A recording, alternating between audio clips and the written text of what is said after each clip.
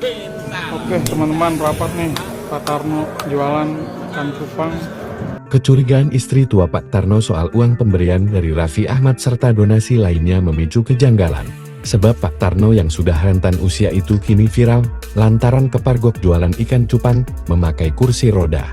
Diketahui Pak Tarno pesulap, yang terkenal dengan jargon jadi apa? Prok prok prok. Kembali jadi sorotan. Setelah sempat terkena stroke, kini Pak Tarno jualan ikan cupang. Kondisi Pak Tarno pun bikin banyak orang prihatin, termasuk Raffi Ahmad. Ia sempat menawarkan bantuan untuk Pak Tarno. Raffi Ahmad menawarkan untuk membiayai kontrakan dan keperluan sehari-hari Pak Tarno.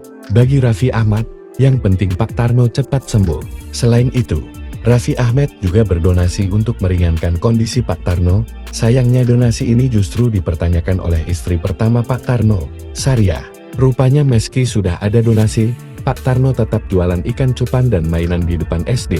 Hal ini membuat istri pertama Pak Tarno prihatin. Lantas, muncullah dugaan dari pihak keluarga dari istri pertama, kalau istri muda Pak Tarno berupaya mengeksploitasi sang pesulap.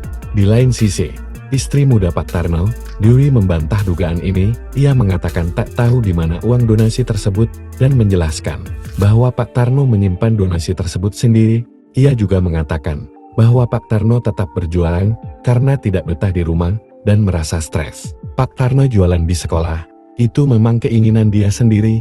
Dia selalu nggak betah. Dia selalu nelepon sopirnya, jemput dia, mau pergi. Pengennya jualan apa kayak gitu.